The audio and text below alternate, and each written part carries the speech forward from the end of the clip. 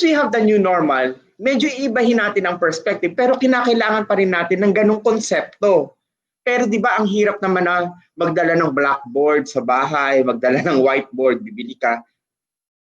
This solution is not required but it's a good add-on for a teacher. Kaya nga, tinitle natin to ng EDUAPPS must have for teachers. Must have, but you have the option to choose or not. Okay? So, handa na ba kayong matutunan ito? Kung handa na, we need to first to download it on a certain site. So, I'll be flashing it onto the screen.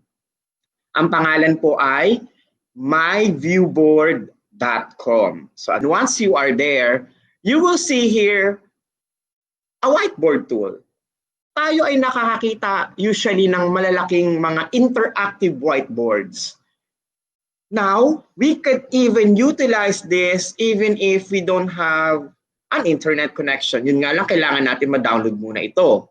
At ito ang susunod nating gagawin. Okay? I want you to follow me. After going to this site, you need to sign up. Bakit kailangan mag-sign up? Dahil meron tong feature na pwede kang online, interactive, at pwede kang offline, 2%. Okay? So let's sign up. When you click sign up, you will be prompted with two options. Either you want to sign in using your Google or utilizing your Microsoft account. So libre naman po to. Just click, kunyari ako Gmail, sign it with Google. And you will be prompted kung ano ang Google account na gusto niyo pong gamitin. So for example, ako gusto kong gamitin ang aking personal account. Choose it.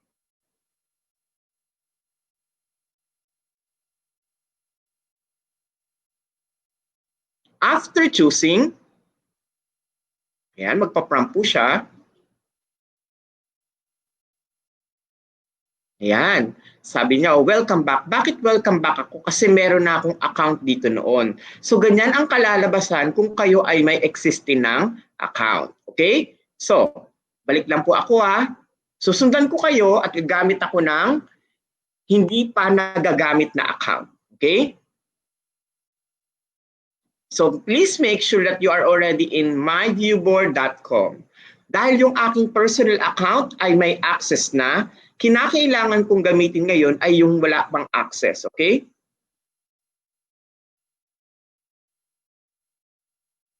So, kinakailangan ko lang ito munang i-log out.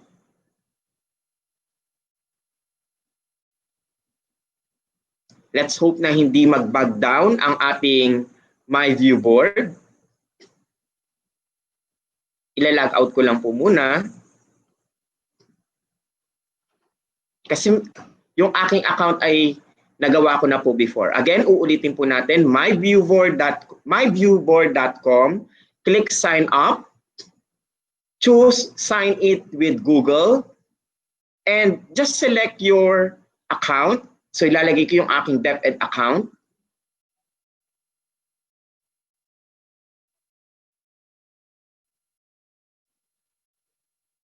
Once it is successful, you will be prompted with a screen na tatanungin kanya ng mga credentials gaya ng ipinakita ko sa inyo kanina. So let's wait for it.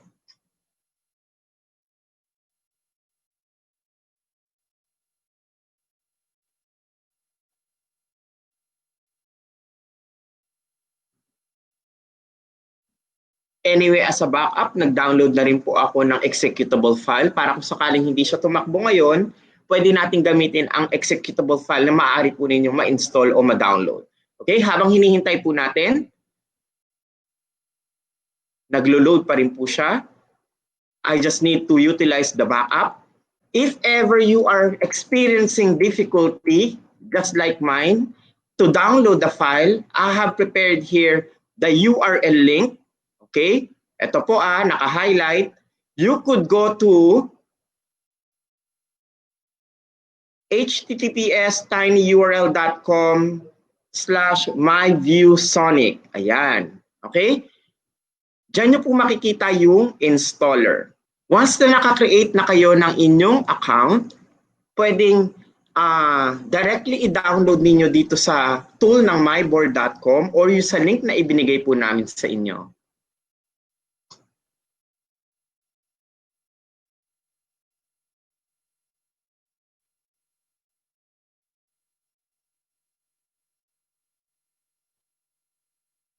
So again, malalaman niyo pong tama ang inyong pagkaka-install kapag nakita po ninyo itong whiteboard material na nakikita po ninyo sa inyong mga screen. So I'll go back again to my presentation. I hope you have started the installation, and once kumpleto na ang inyong installation, gaya ng aking nabanggit, ganito po ang inyong makikita sa inyong mga screen.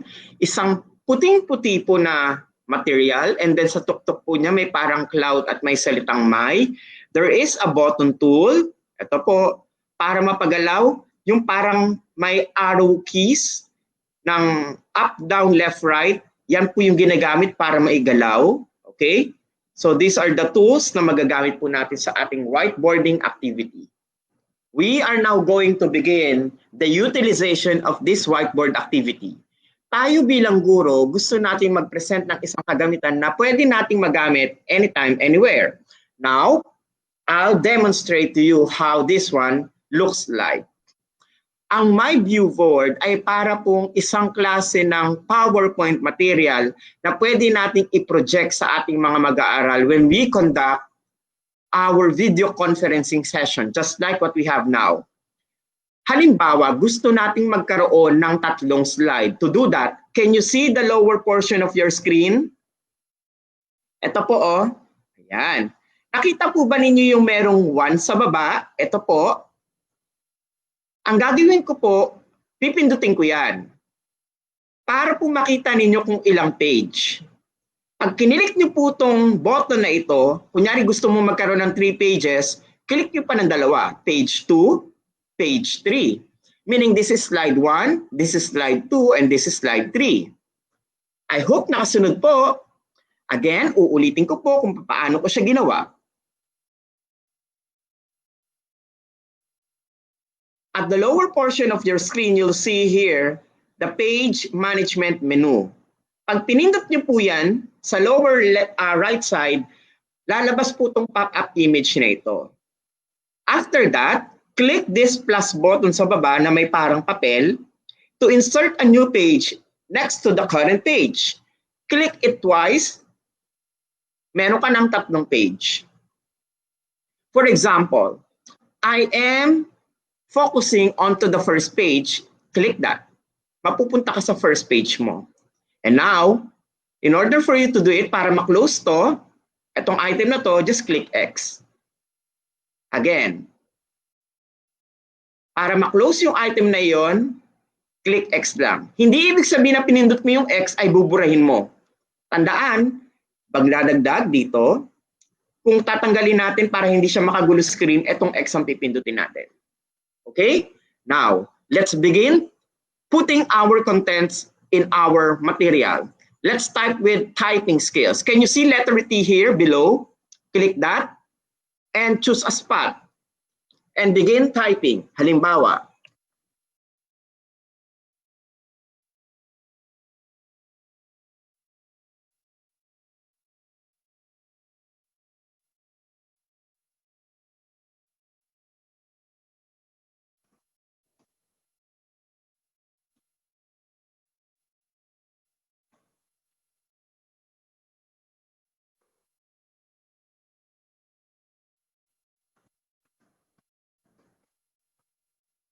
for example, you have started your session having this kind of content.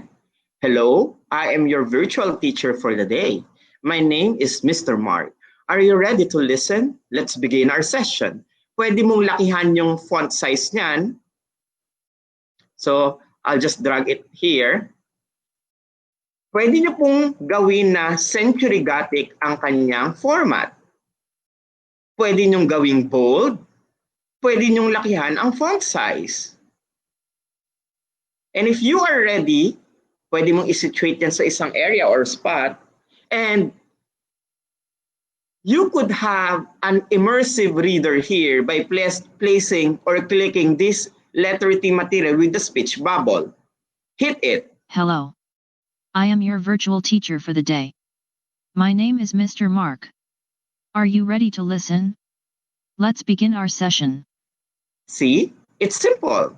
But if you want to change the format. Siyempre, lalaki ka, di ba? E di palitan mo na yung name dito. Instead na Zaira, gawin mong David. And then, after that, hit again the button. Hello. I am your virtual teacher for the day. My name is Mr. Mark. Are you ready to listen? Let's begin our session.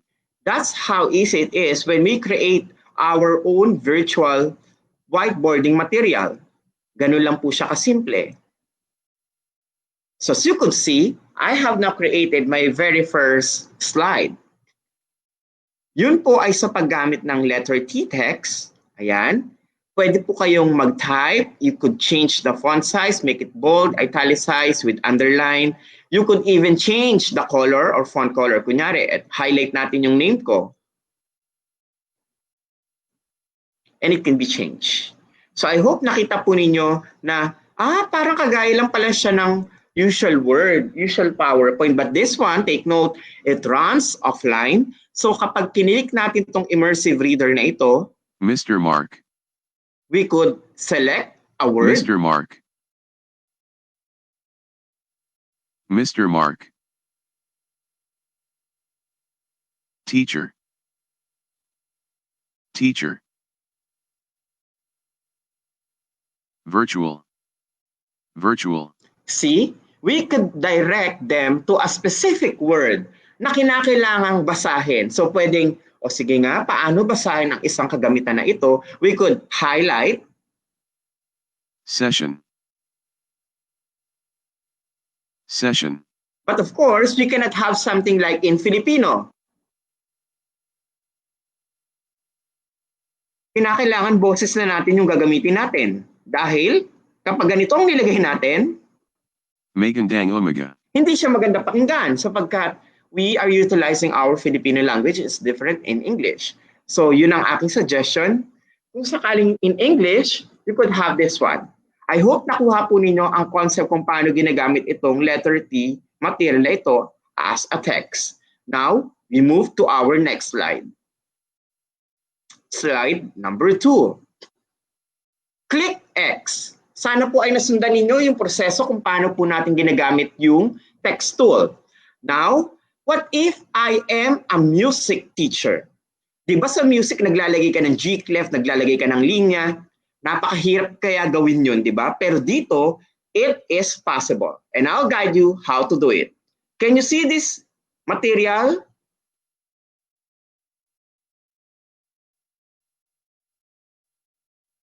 Ito pong tools na ito ay naglalaman ng mga creative pages na pwede nating magamit. Nakita niyo po ito? Ibig sabihin nun, ito yung mga kinakopy natin kanina. Pwede niyang i-copy-paste yun. Okay? Pag clipboard ang ating ginamit.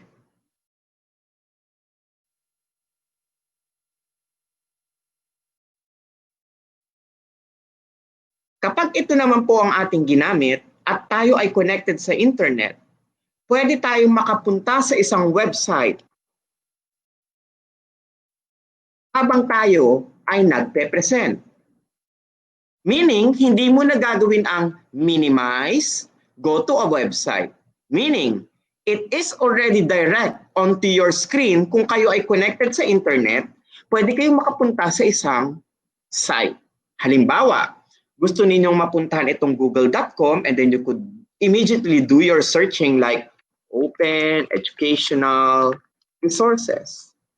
Nagkaroon ka ngayon ng parang isang mini web tool sa loob ng iyong presentation box. At ganun siya kadali. Meaning, when you click this open the embed browser tool, magbubukas siya ng isang web material at kinakailangan mo lang i-type ang website na gusto mong puntahan. And you could easily redirect and explain it to your learners. At napakadali po nun. Again, saan ko po siya nakita? Dito po sa ibaba, we have this tool.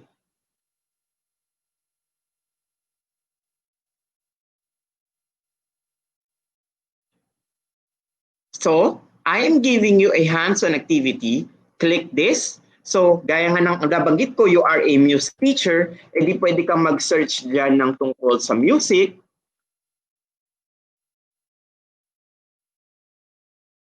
Yun nga lang, connected ka sa internet yan. And you could utilize the images. And hindi ka lumalabas sa ating viewboard. Nandun ka lang din po mismo. Okay? I'll give you 30 seconds to do this. Hands-on activity, utilizing the web browser tool inside. Hands-on. Thank you. Pwede nyo po yung i-resize according to your like. At pwede siyang i-situate sa isang area.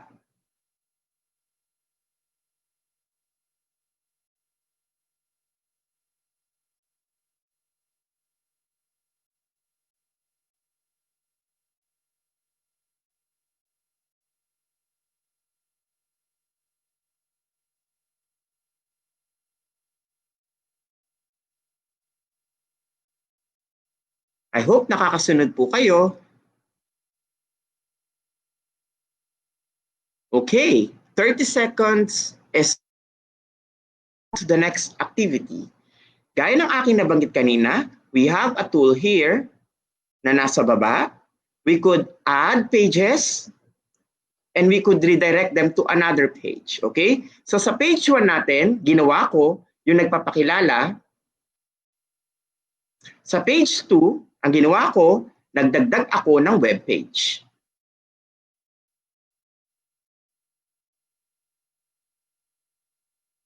At nakita natin that it can be embedded.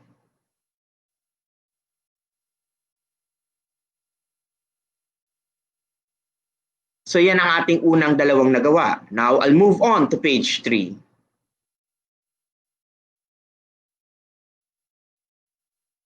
Close ko po muna.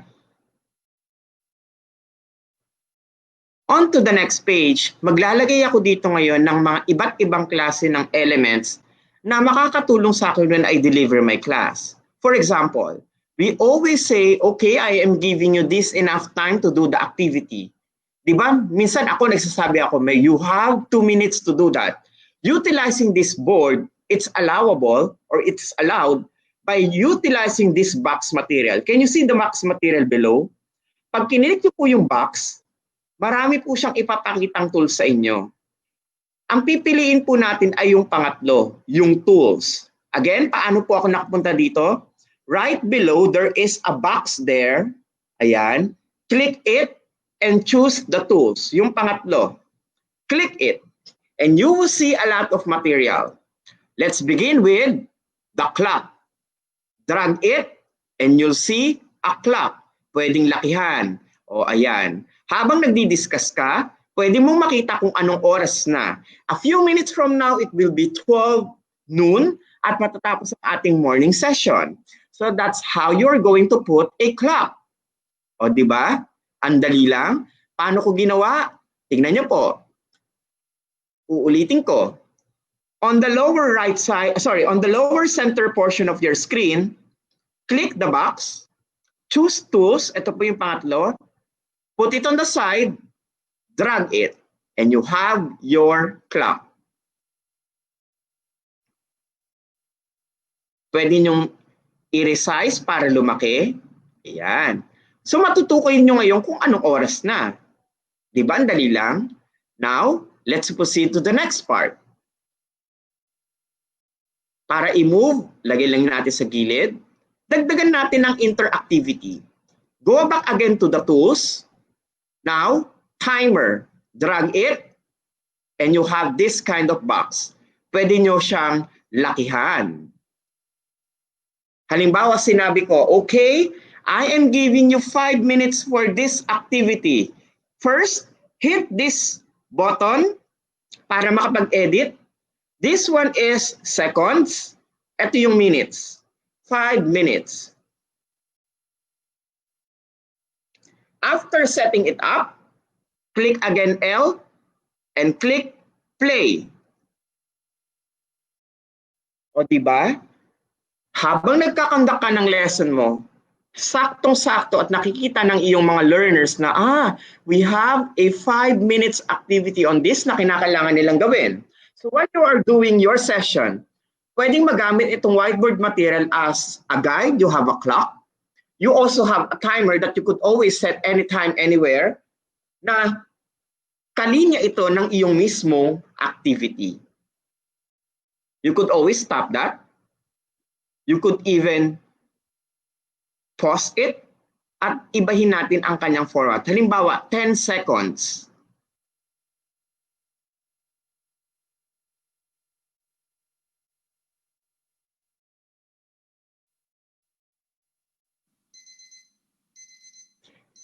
May naririnig ba kayo na parang kagaya ng isang alarm clock? Yung tenenenenenenenenen. So yun ang maririnig natin na tumutunog. Again, I'll set it at 10 seconds. Click this one. Hit play.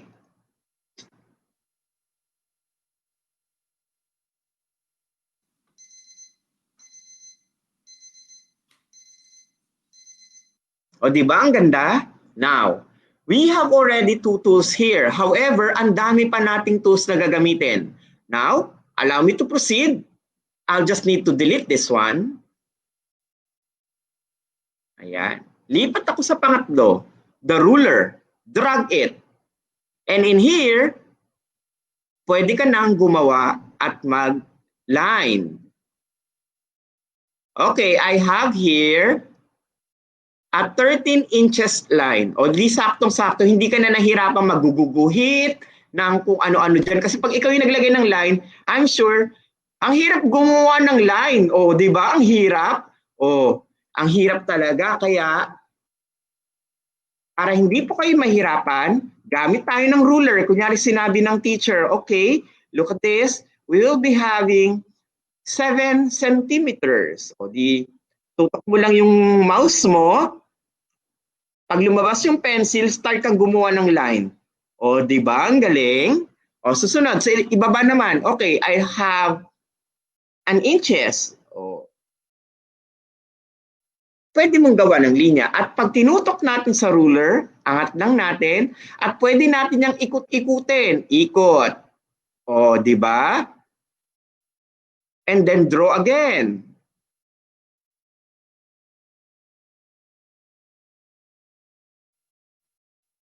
Ewan ko na lang kung hindi mag-enjoy ang teacher kakagawa nito. But also, it's also helpful for our learners. They can make this as a practice.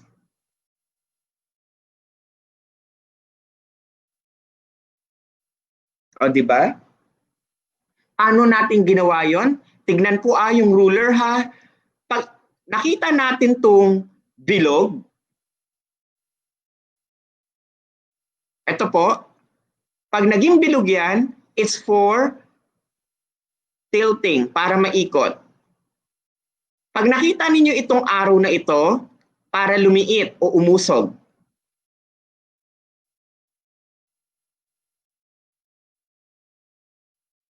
Sir Mark, pwede ba nating habaan ng ruler? Tingnan nyo pong gagawin ko ha.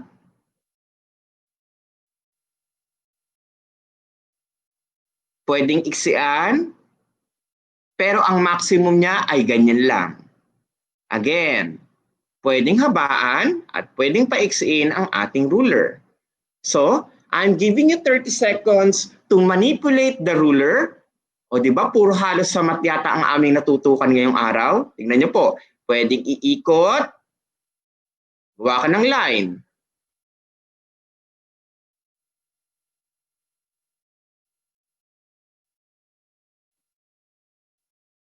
So kung teacher ka ng illustration, o pwedeng gamitin.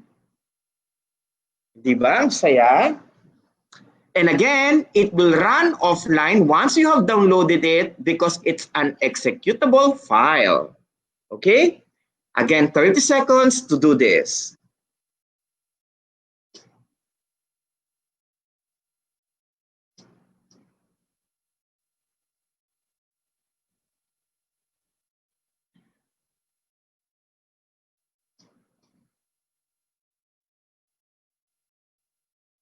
Okay, let's proceed to the next part. I know na nag-e-enjoy kayo. Pwede nyo yung subukan mamaya.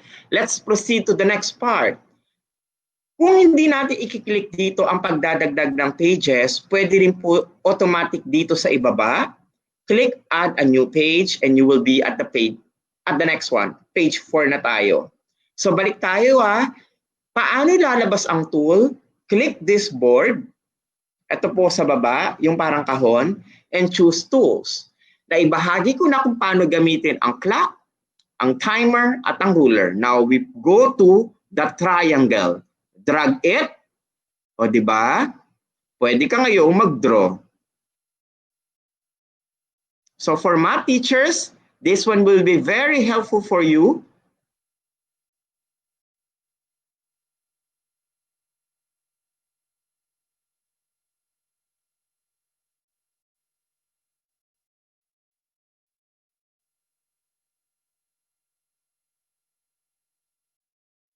Especially if you are creating sets of questions at makakatulong po ang tool na ito, gaya niyan, libre po ito. Hindi nyo kinakailangang bumili ng software. So it's free. Magagamit po natin. And after that, you could simply proceed to your presentation.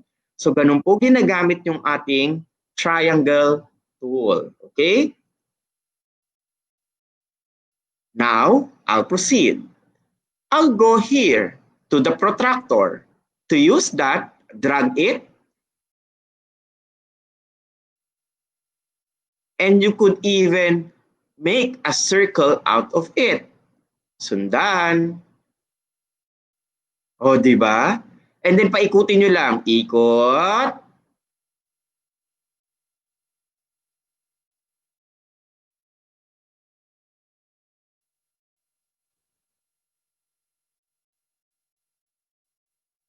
O, di ba? So, nakagawa po ako. So, again, utilizing this tool, the protractor.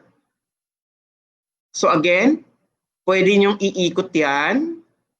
Depende kung saan nyo gustong ilagay.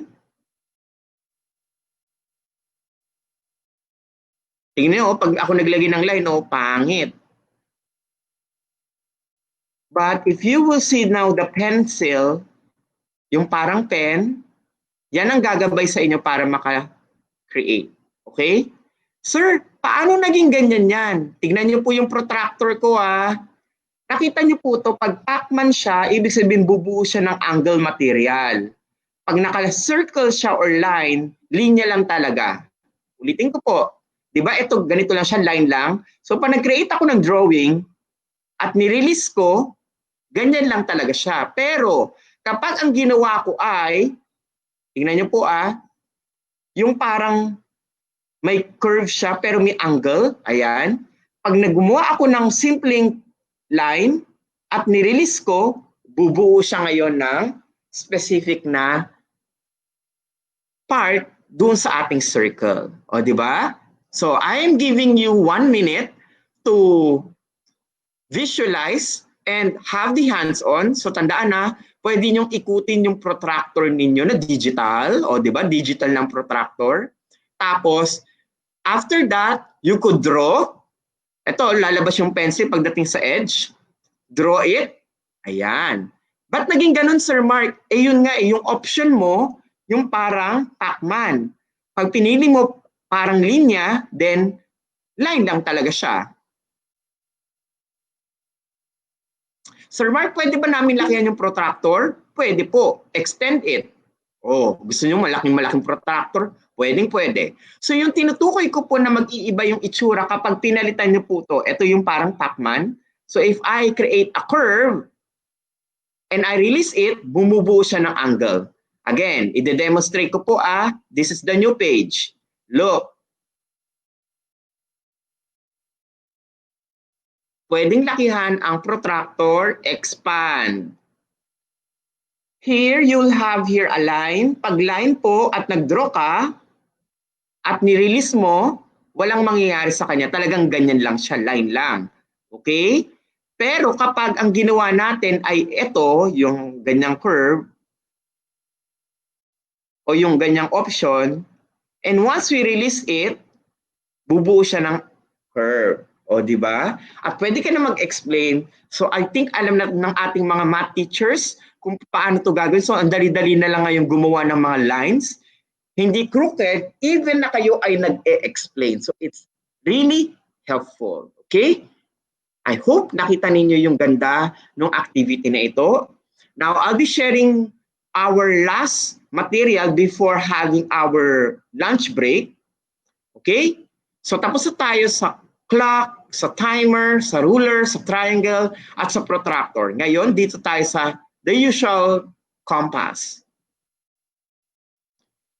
Ganito po ginagamit ang compass ha. Pwede nating liitan, lakihan at laparan, liitan, laparan. So ganun lang po, ikikilos nyo lang po gamit ang mouse. If I want to put it at the center, ganyan lang po. Sir, paano namin gagamitin? Ganito lang yon.